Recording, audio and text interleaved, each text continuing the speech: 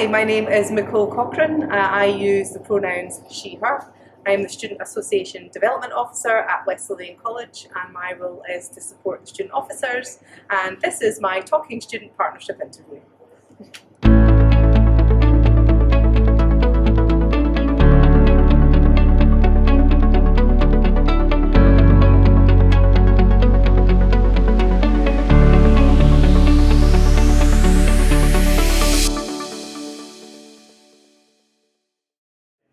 Hello and welcome to our Talking Student Partnership interview series. I'm Chase Greenfield, he, him pronouns, a development consultant at Student Partnerships in Quality Scotland. Today I'm delighted to be joined by Micole Cochrane for a conversation around a changing sector, representation structures, and a reflection on her almost 20-year career at West Lothian College. Welcome, Micole. How are you doing? I'm good, thank you. How are you doing, Chase? I'm really glad to talk to you today, and thanks for taking some time here. For those who might not know, I just wanted to start with a congratulations on behalf of Sparks. So, as we're filming, you have a week left before you retire and jump off into that wonderful beyond. And yeah, we're just wanted to say thank you so much. It's been so meaningful to have you as part of not just West Lothian College, but the sector. You've made such an impact, and it's not going to be the same without you. Thank you. I'm going to miss everybody as well. Yeah. Thank you. I'd love to start going back to the beginning. So you started at West Lothian College in 2007, roughly? Is that yes, right? I started here in 2007. I actually came back to college in 2006 to study a certificate in personnel practice. I decided that I was just going to change my career path and focus on HR. I had my first child, and at the end of my course I was lucky enough that a job vacancy came up in the HR department here. Oh, no way. And one of the students that was in my course worked here, and she said, why don't you apply? And I did, and I was successful for the role, so that's where it all started. That's amazing. I love that you went from the classroom to the staff side and supporting on that. And then how did you come to be in your current role in the Students Association? So 5 years later, in 2012, there was a student learning experience officer role that came up in the college. So I was seconded into that role. Thought, yeah, I'll give something a go. I love being around students. I was a student myself. So I was seconded into that role, and then in 2014 a lot of the college sector started to merge.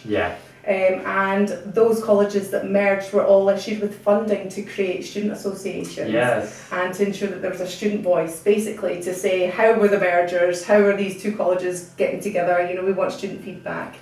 And the non-merging colleges like ourselves didn't get any funding. Really? So so we had met with agencies like Sparks and NUS, and that was way back in 2013, and they then took our project together to the Scottish Funding Council and said basically it's not fair that these merging colleges got all the funding and the non-merging colleges didn't. So funding was granted and our student association was born. Wow. I'd love to hear a little bit about what how you perceive the sector has changed since those first days, and with regionalization and some of that. I'd love to see what your thoughts are. What's been some of the big changes you've noticed? There's been lots of big changes, to be fair. I think at the very beginning, student engagement and partnership was not embedded process. I think it was a bit of an afterthought. It was kind of like, colleges and universities were like, we'll make these decisions and then we'll ask the students what they think about it. And I think that the progression is definitely about creating a culture of students being actively involved in the decision-making process right from the offset.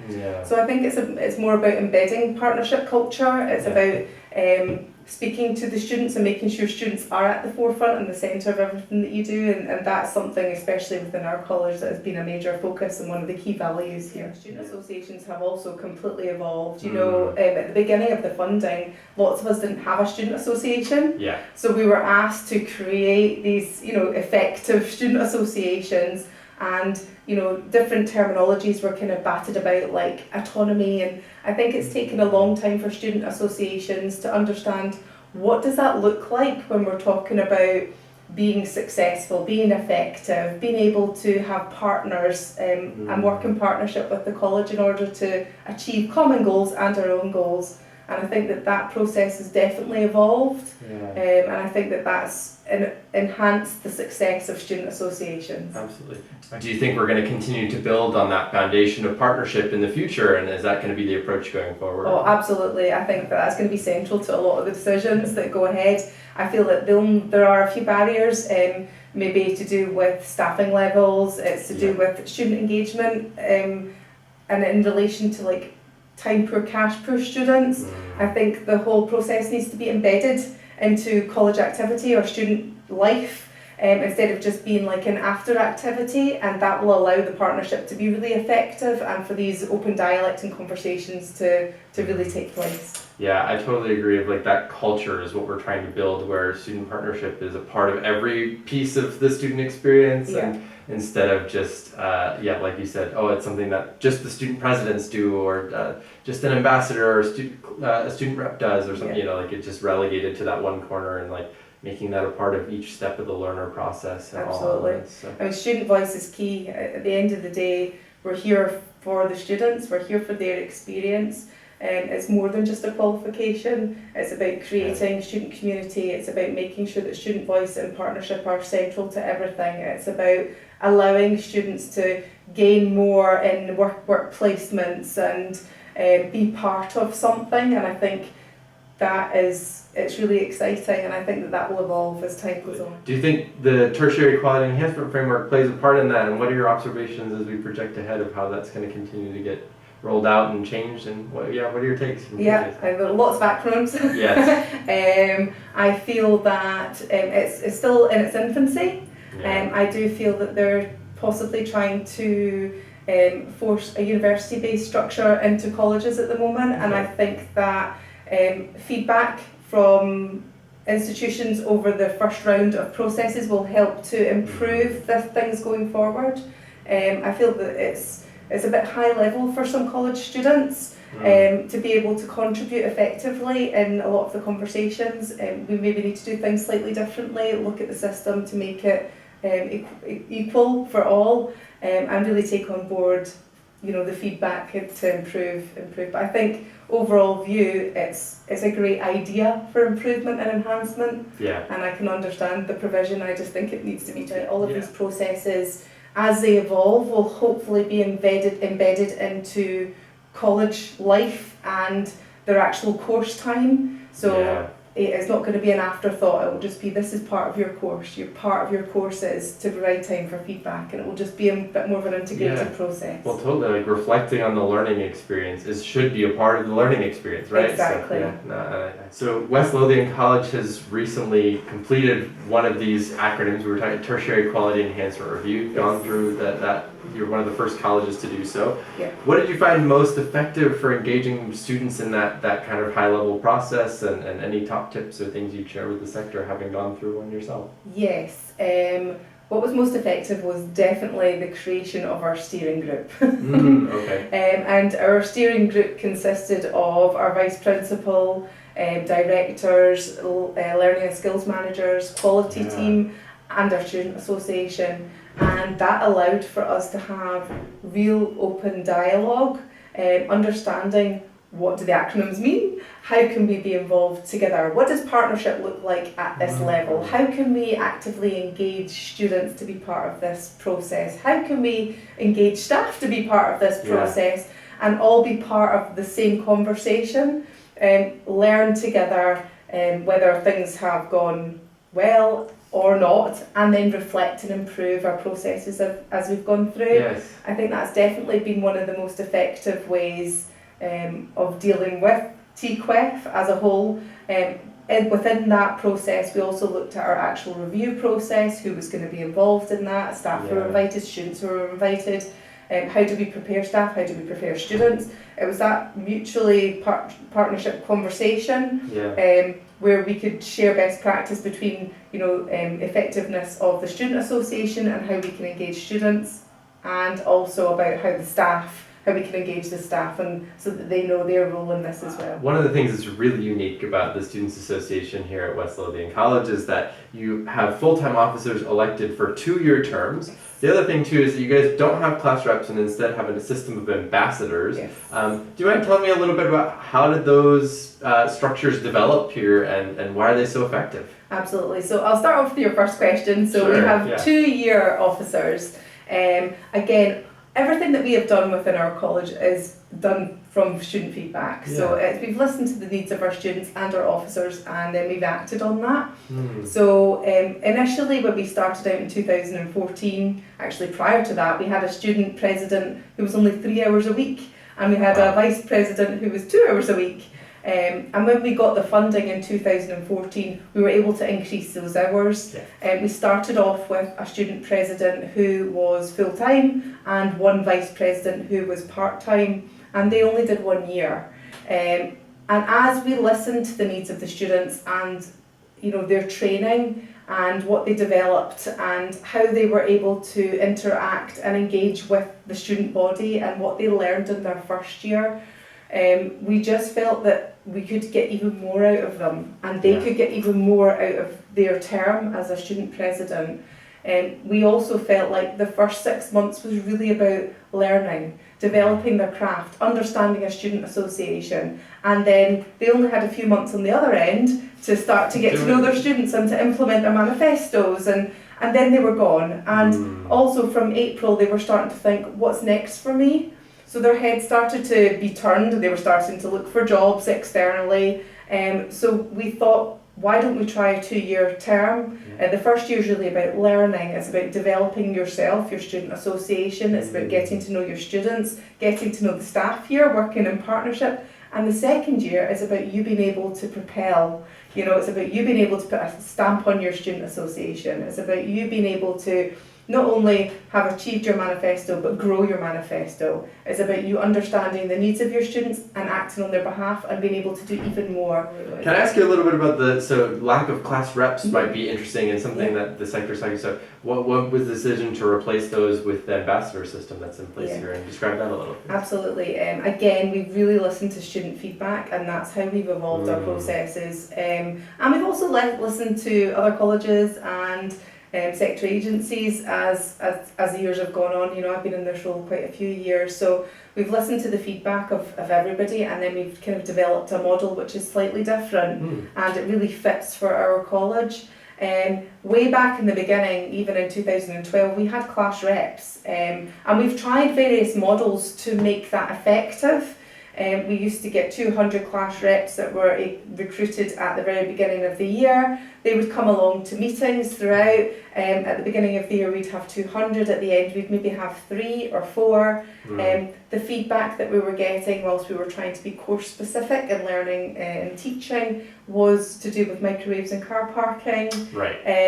We just felt that we could have a more valuable process in place, that we'd be really listening to our students.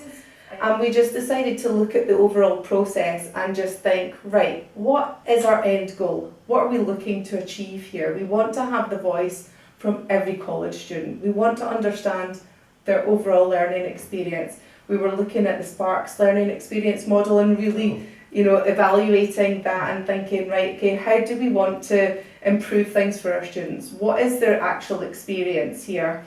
And how individually can we get every voice? And we also looked at the SSES survey, which is the Student Satisfaction and Engagement Survey. And we thought, okay, well, this is a sector-wide survey. What are they trying to do? They're trying to gauge the voice of all students across the sector as a benchmarking tool.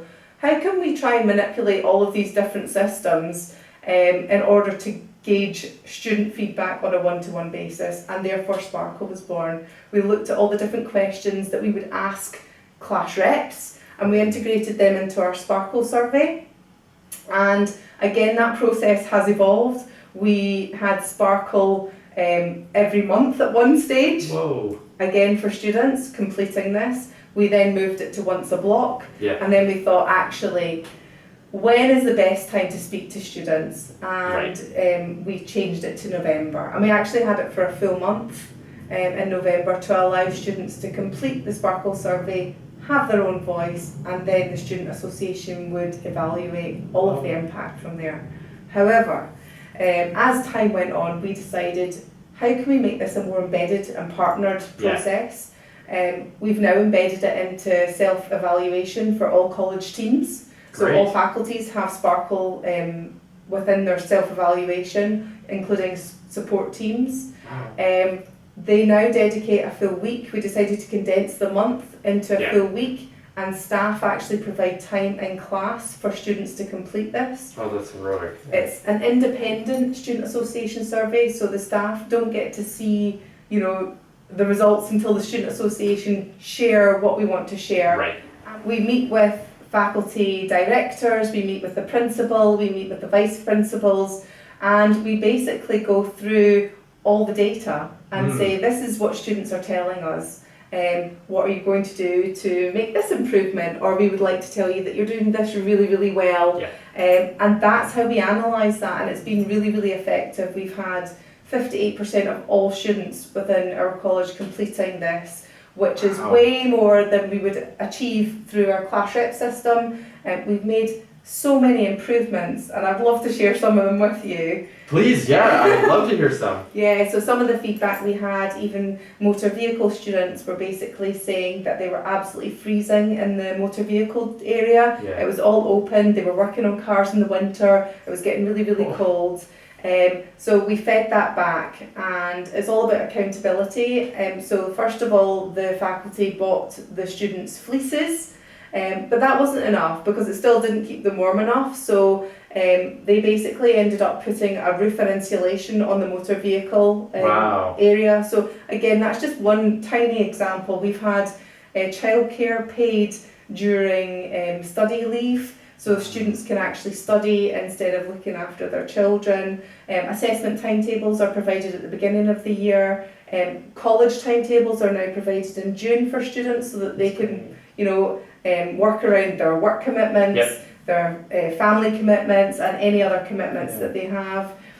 We've had new tools that have been replaced. We've had cafe integration, price lists changed. We've had gluten-free alternatives introduced. So we've had a lot of learning and teaching changes and amendments and improvements, as well as a whole college. We're looking at their whole college experience. So it's not just about their learning and teaching, which is core, but we're looking at their overall experience. Micole, for many years you've served as a member of Spark's Tertiary Advisory Group. It's had various names over that time, of course, but serving on our advisory group and seeing a sector perspective, and obviously been very involved in the sector as well. I'm just curious from your perspective, you know, looking at Scotland's overall approach to partnership, what would you say some of its strengths are when it comes to student partnership, and what are some areas that could, well, to start with, where are its strengths? What would you say? So I think that Scotland has a deeply embedded culture of dialogue, curiosity and improvement, and I think that that is definitely a strength in Scotland for working in partnership and understanding the needs of others and wanting to improve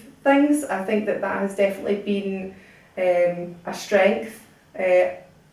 Yeah, no, absolutely. Do you have some ideas about what could be improved, and like what are the areas where we're still growing on our partnership journey here in Scotland? I feel that the challenge isn't lack of commitment. I think that lots of institutions, student associations, colleges, universities and the sector are really committed to partnership.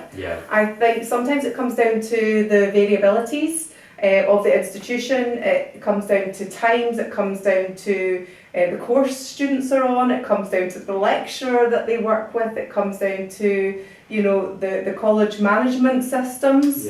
I feel that sometimes student feedback is an afterthought instead of an embedded practice in some areas. You know, it's like you deliver something, then you get the feedback instead of being able to work in partnership to co-create as you go along. And I think that that's maybe something that institutions will start to develop, and it will start to evolve as we go through. I feel like Scotland's ambition for partnership document that Sparks has created is a really great document with a holistic approach to partnership. It will allow institutions to maybe map out what do they do really well, what are they doing already, and maybe where could they improve. And I think that will allow everybody to grow and hopefully embed a practice of partnership moving forward. Yeah. There have always been many enormous changes in the sector over your career, from COVID-19 to kind of regionalization you talked about at the beginning, to more recently, you know, talking about like the changing learner is coming up, and new tertiary system. I'm just really curious of you know, as you're heading out and moving towards retirement, what would you give to someone who's maybe just starting their career in the tertiary sector, and what advice would you give to navigate when these challenging times do come up? Any thoughts and perspective? I know it's a big question. It's a big question.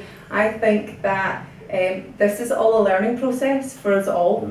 Everybody's just trying to improve, and at the end of the day we're just trying to create the best experience for our learners, and that is the key commitment. And I feel that as long as you can come in and you can learn and you can develop and you can grow and you can make sure that students are working as partners and at the forefront, then I think that that's a really special trait. Hold on to your values, you know, you need to be student-centred. You need to be able to learn about how others are doing things, share best practice and learn from best practice, and try and integrate that into your own models. I think that's really, really key. And learn from sector agencies as well. You know, we all bring something to the table and we can all offer something. It's not just about a partnership between students and your institution, it's about partnerships between your stakeholders and your partners, and Sparks and, you know, NUS and Scottish Funding Council and QAA and everybody else. We're all trying to achieve the same goal. So I think it's really important that we all work together. So Micole, I would love to end with the opportunity to just reflect a little bit and maybe tell a story, if you want to, about a moment. You've had some amazing achievements over your career, from winning CDN awards and going to a royal banquet as a result of implementing the LGBT plus charter in record time. As you're reflecting on your career, what's a meaningful moment, or a time you worked with a student, or just a memory that's really meaningful to you as you reflect and kind of come to the end here? Yeah, I think it's a big question, and there's been a lot of reflections as I come to the end, and I've been thinking about my overall journey. You know, I've been here for 19 years. I've been involved with Sparks, with NUS, a lot of the sector, all the relationships that I've built and developed, and I think my key memories, and those that are most important to me, are really when I have made one of the silent changes, when I have made an impact in somebody's life, whether it's been a staff member or a student, and they have been a success story, or it's helping students with really difficult situations like poverty, and being able to see a bigger picture and say, how can I help?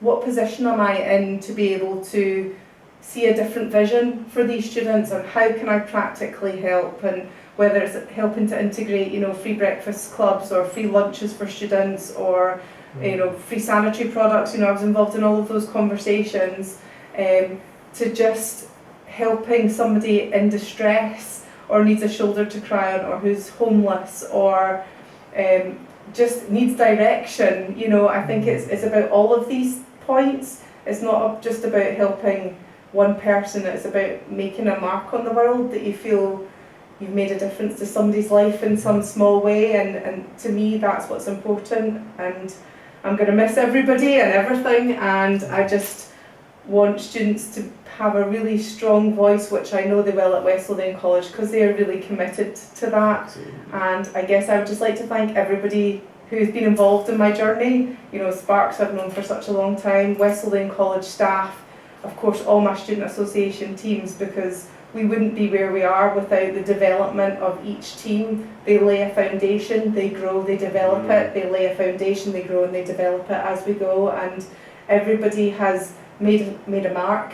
And yes. I just want to say thanks for helping me with my journey. Oh, well, Micole, what a beautiful answer. I just love how you're talking about you've undoubtedly touched the lives of thousands of students and helped them through all the different changes and opportunities, but going down to that individual level and that connection and that moment of like maybe just being there for someone on one of the worst days of their lives, or seeing what impact you can make and when they're going through really tough circumstances, and getting to that human level. Yeah, that's so special and so beautiful, and it's been a joy to be a very small part of your journey, and I know that Sparks in general, we all feel the same way and are so grateful for everything you've done, not just here but for the sector as well. It's amazing, and you should be truly proud of yourself. I think this is where we're going to have to leave things. I can't think of a better way to wrap up than that. So, Micole, if I could, anything you'd like to share of where people could keep up with West Lothian College or the Students Association's work? Absolutely, yeah. Our Student Association is going to continue to drive the student voice forward. We want to make sure that we have a strong student voice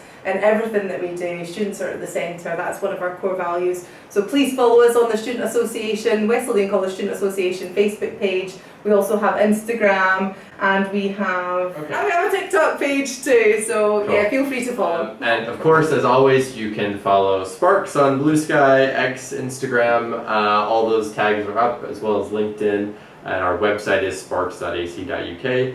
If you want to recommend yourself or a colleague for a future interview, we'd love to hear from you, so get in touch via the website. The last thing to say, Micole, thank you for joining me for this Talking Student Partnership interview. This is one I'm going to remember my entire career, and I really appreciate it. And, you're going to be very dearly missed. Thank you. Thank you. All right, we'll see you next time. Bye. Bye.